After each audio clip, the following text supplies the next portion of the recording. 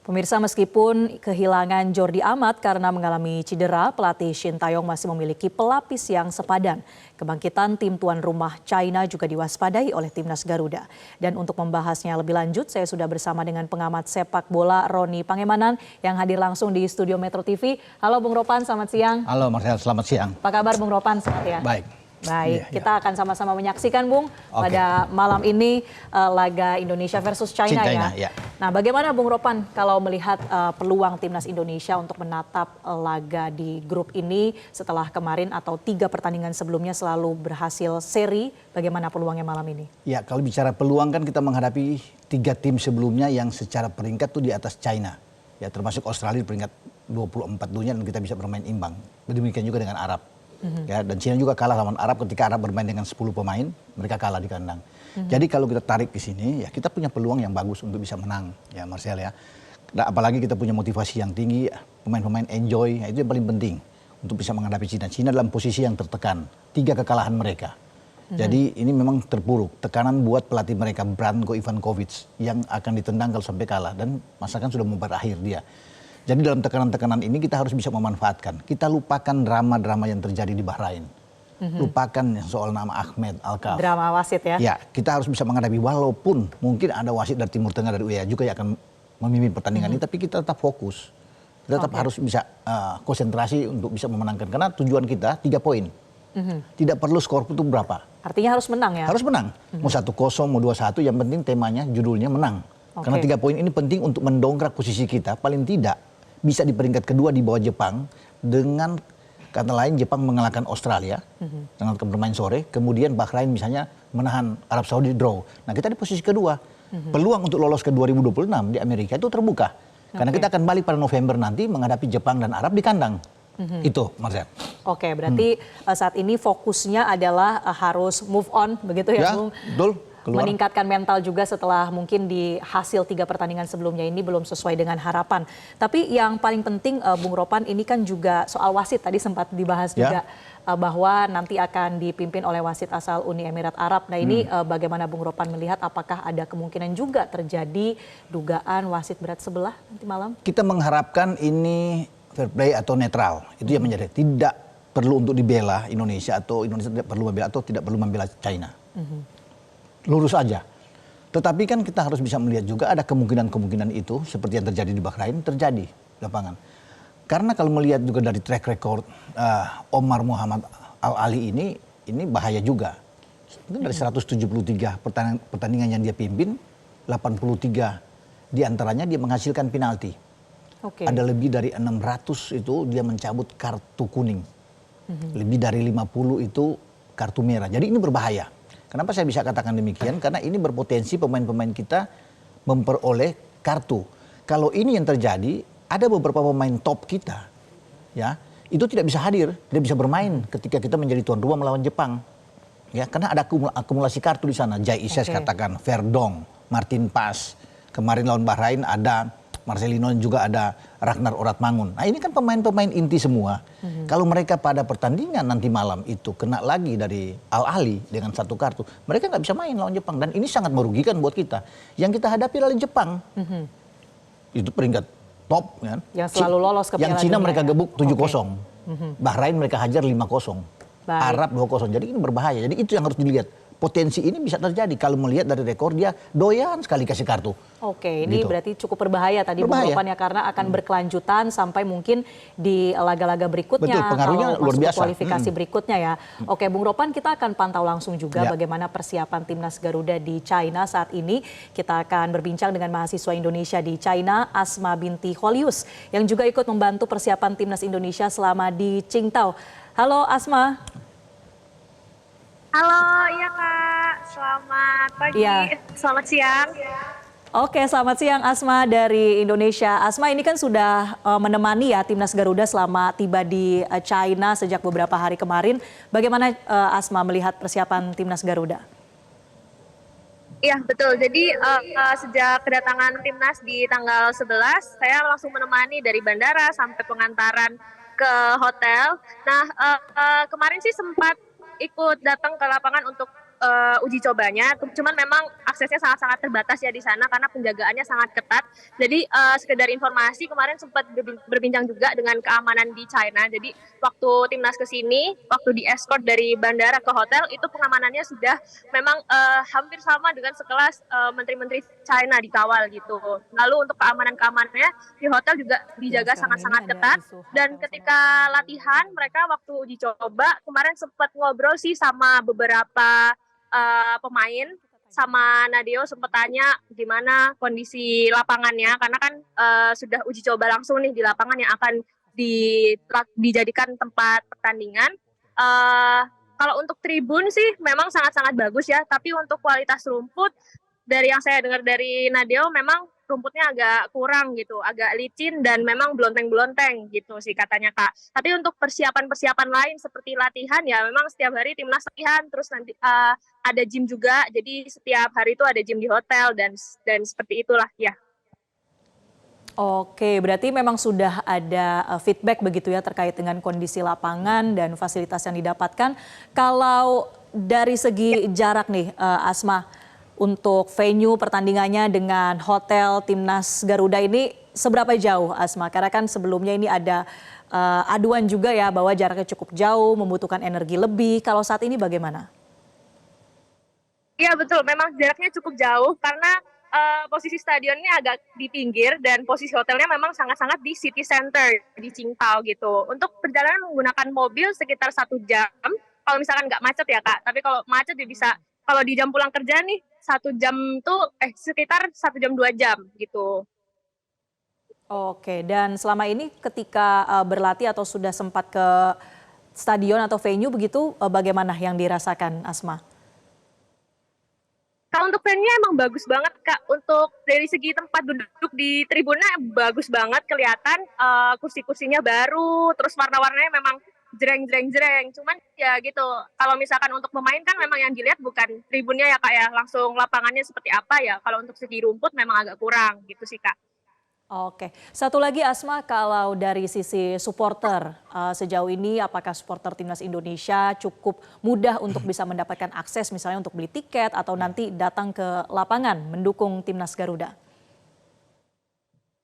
Untuk akses untuk membeli tiket cukup mudah sih Kak hitungannya karena dari teman-teman perhimpunan mahasiswa juga ada yang membantu untuk mengkoordinir pembelian tiket. Tapi kalau misalkan yang reguler, yang pembelian biasa, karena memang ini di China, jadi mostly tiket itu dipasarkan di platform-platform China yang bahasa Mandarin gitu, tidak support untuk bahasa asing. Dan kalau misalkan teman-teman mau beli tiket mandiri ya mungkin biasanya caranya adalah di screenshot terus ditranslate manual seperti itu. Oke, harganya mahal nggak Asma? Terjangkau nggak?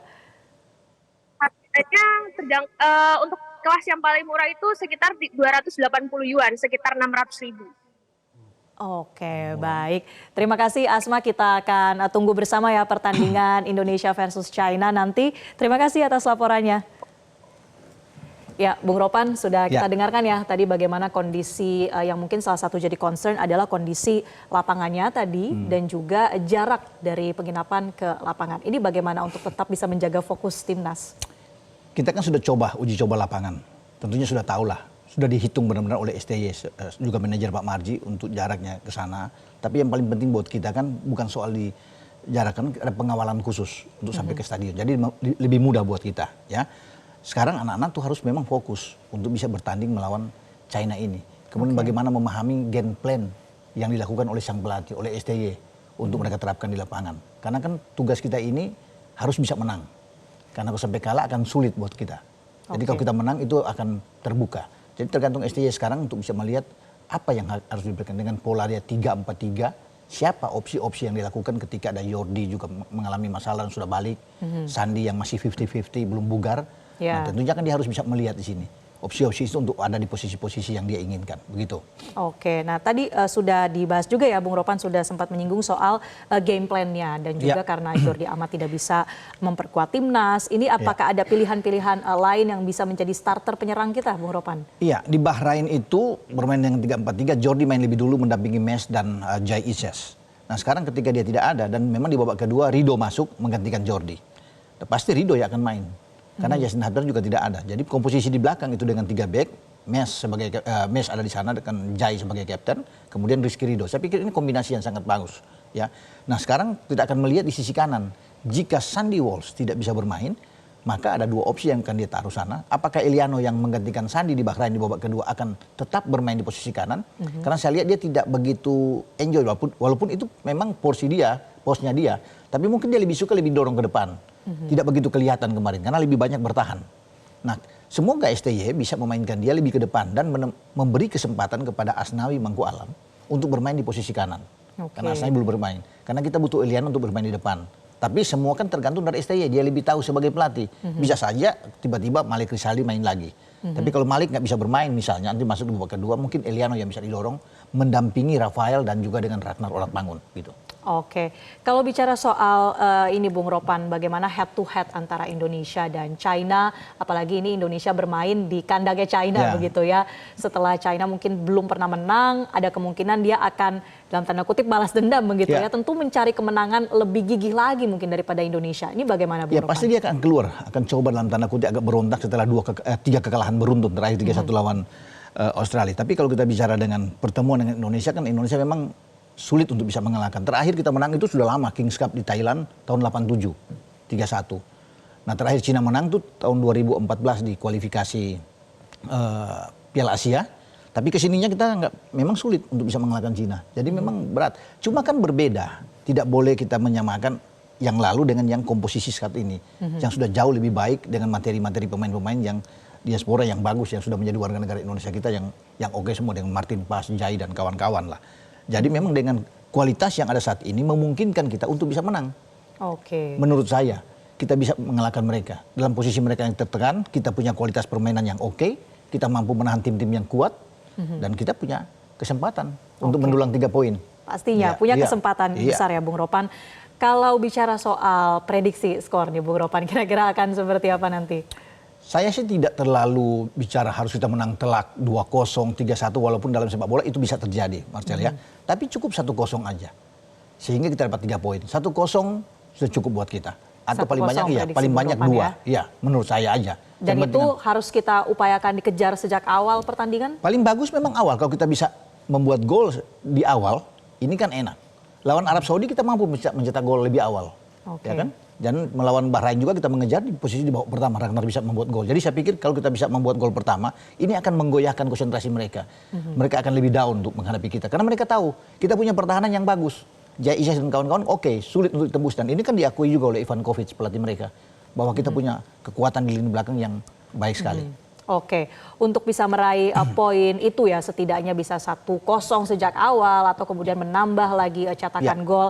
Ini bagaimana Bung Ropan? Apakah Indonesia akan berkeras untuk bertahan atau justru China yang akan lebih bertahan? Saya kira juga enggak ya, kan berbeda karakter permainan Australia, Arab Saudi dan Bahrain ya.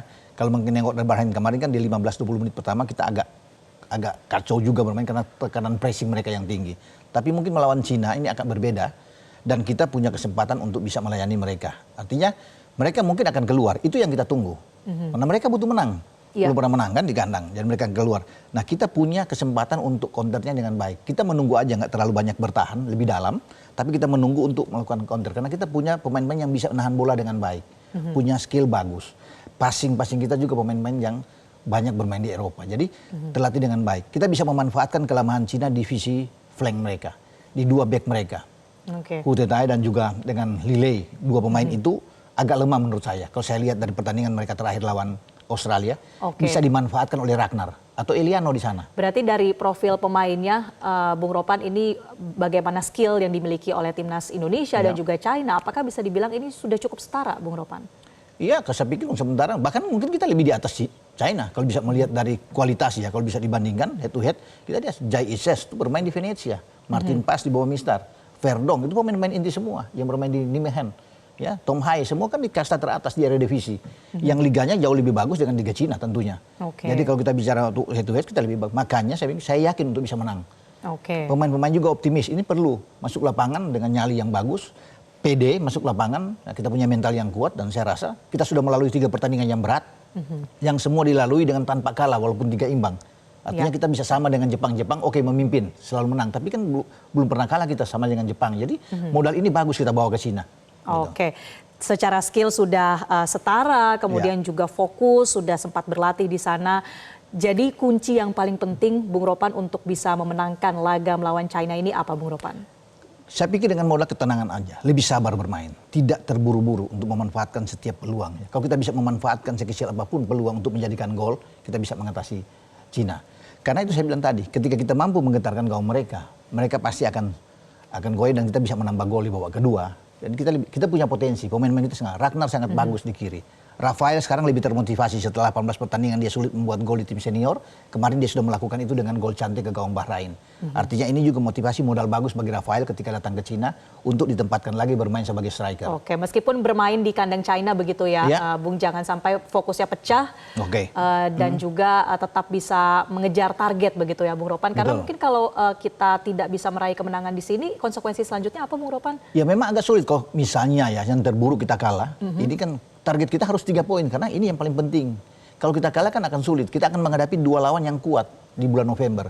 Jepang yang bagus dan saya yakin Jepang akan bisa mengalahkan Australia untuk membuat mereka sekarang 12 poin kalau mereka bisa menang lolos. Jadi kalau ketemu dengan Jepang, apalagi yang saya bilang tadi di awal, pemain-pemain kita ada 2-3 pemain kena kartu kuning karena dengan posisi wasit yang berbahaya seperti ini. Baik. Ya, ini bahaya buat kita lawan Jepang, tapi kalau kita menang enak tentunya. Oke, mudah-mudahan kita bisa menang dan kemudian bisa lebih save energi juga ya Bung Ropan kalau kita bisa menang di laga putaran ketiga ini. Sekali lagi Bung Ropan, terima kasih. Mudah-mudahan tadi prediksi skornya 1-0 untuk Indonesia bisa terjadi ya. Cukup lah ya Bung Ropan. Oke, terima kasih Bung Ropan, pengamat sepak bola telah bergabung bersama dengan kami. Jelajahi cara baru mendapatkan informasi. Download Metro TV Extend sekarang.